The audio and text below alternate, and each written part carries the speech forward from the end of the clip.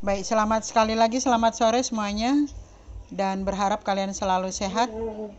Oke, kali ini kita masih di materi keempat, yaitu menjelajah dunia pustaka, yaitu kita akan mengulas salah satu buku yang sesuai dengan bidang ilmu, yaitu mengulas buku atau mereview sebuah buku sesuai dengan bidang ilmu, yaitu kalau kalian ada di sekarang kelas ekonomi, berarti kalian akan mereview salah satu buku. Nah, materi yang kemarin sudah menjelaskan, dan kali ini kalian akan mempresentasikan hasil ulasan kalian atau review kalian melalui salah satu buku oleh masing-masing mahasiswa. Nah, kali ini Tirsa Lolowang, mahasiswa kelas IBA, Fakultas Ekonomi dan Bisnis Universitas Samratulangi, akan mempresentasikan hasil reviewnya terhadap salah satu buku utama sesuai dengan bidang kejuruannya, yaitu ekonomi manajerial. Disilakan, Tirsa. Silakan. Baik, terima kasih atas kesempatan yang diberikan. Selamat sore. Perkenalkan, nama saya Tirsa Loluang dari 1C IBA 2020 dengan nomor induk mahasiswa 2006110237. Yang akan saya ulas pada hari ini adalah buku dengan judul Ekonomi Manajerial. Penulisnya adalah Profesor Dr. Suharno dengan penerbit dari CV Andi Offset, tahun penerbitan 2007 dan hak cipta dari penulis tersebut. Dan untuk jumlah halaman dari cover depan hingga belakang ada 338 jumlah halaman. Kemudian berdasarkan angka titik Romawi atau angka Romawi titik ada 14 halaman. Kemudian berdasarkan angka normal ada 316 halaman, dan luas buku dengan panjang 23 cm dan lebar 16 cm, maka diperoleh luas buku 368 cm kuadrat, dan untuk volume buku didapati 552 cm kubik. Bahasa yang digunakan menggunakan bahasa Indonesia, dan warna sampul buku biru dan hijau bisa dilihat di layar. Untuk yang ada di sebelah kanan ini merupakan buku utama, yakni Ekonomi Manajerial. Kemudian untuk nomor ISBN 979763680 dan dengan lingkup penerbitan nasional. Bagian orientasi buku ini ditulis oleh Profesor Dr. Suharno sebagai seorang dosen Fakultas Ekonomi dan Pasca Sarjana Universitas 11 Maret. Penulis ini memfokuskan pembahasan buku pada pemahaman ekonomi manajerial karena bagi beliau penerapan prinsip-prinsip metode ekonomi dalam proses pengambilan keputusan perusahaan atau organisasi adalah hal yang tidak asing dan perlu untuk dibahas. Buku ini sendiri merupakan buah tangan orisinil dari penerbitnya, yaitu Profesor Dr. Suharno, dan dibantu oleh beberapa teman kerjanya, ada di bagian editor, ada di bagian setting, kemudian di bagian desain cover, dan ada juga di bagian korektor. Buku ini sangat berguna dan perlu dimiliki oleh para mahasiswa, khususnya yang menempuh pendidikan di Fakultas Ekonomi tentu saja, ataupun terhadap pihak-pihak yang menaruh minat tentang materi dalam ekonomi manajerial.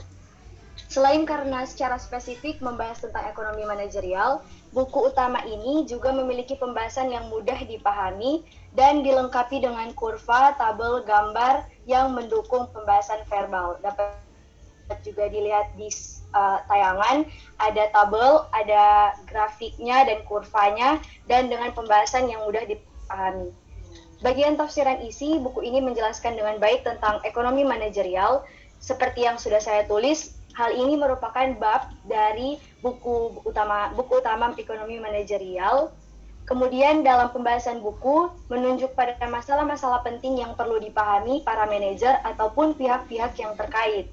Kemudian buku ini juga menjelaskan bahwa ekonomi manajerial berfokus pada studi yang bersifat interdisipliner dan terpadu dalam kurikulum bisnis, karena ekonomi manajerial mengandung elemen-elemen akuntansi, pembelajaran, pemasaran, statistik, dan metode kuantitatif.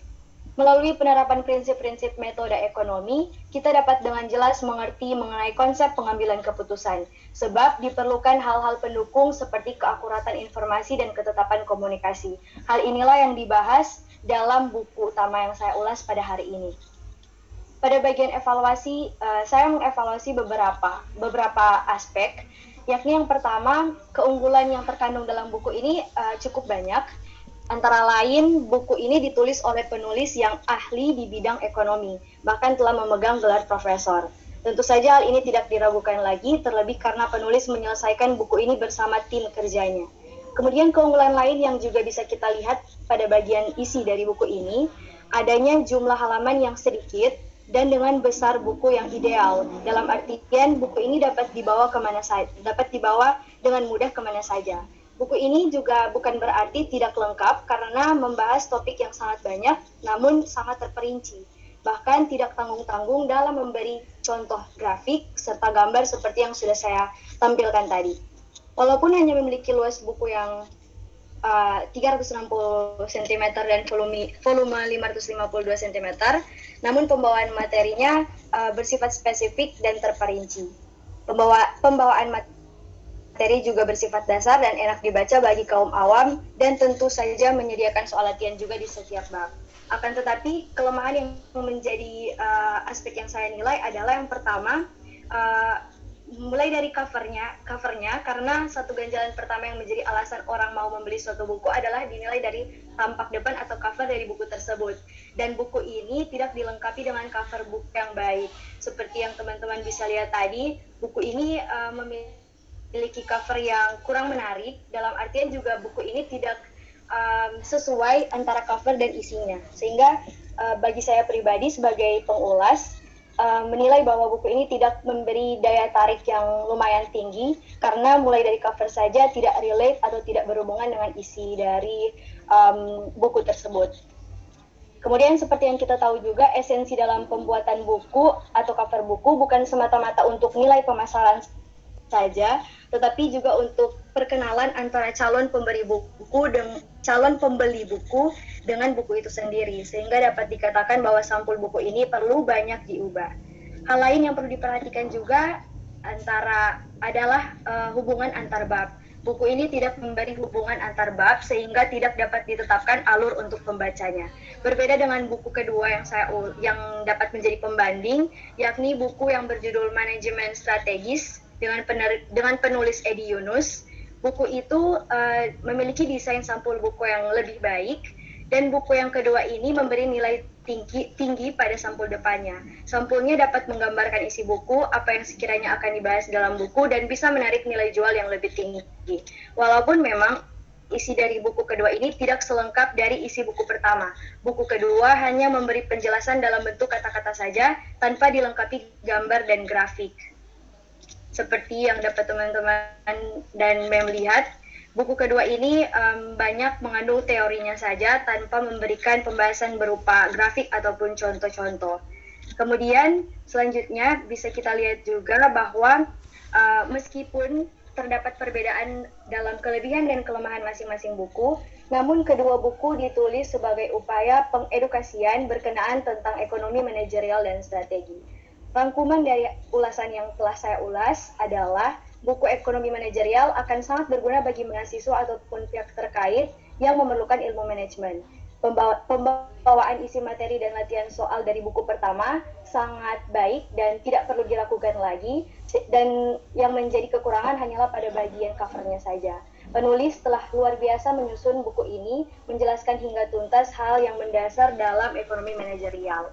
Berikut ini lampiran untuk data tambahan buku pembanding yang bisa teman-teman dan Mem lihat juga. Karena ini hanya buku kedua, jadi tidak saya masukkan dalam teks ulasan saya, tetapi saya lampirkan. Sekian dari saya, terima kasih. Oke, nah ini sudah dikupas tuntas oleh Tirsa. Terima kasih Tirsa. Nah, seperti itu, sama dengan yang pertama dan kedua, mengulas tuntas. Namun yang Mem harapkan dari ulasan ini adalah cover dari buku pembanding itu boleh juga ditambahkan Tirsa ya nantinya. Jadi cara mengupas, cara mengulas buku itu memang benar-benar sudah dikupas dengan baik. Dengan harapan teman-teman yang lain yang mungkin belum sempat hari ini akan presentasi, berharap bisa memperbaiki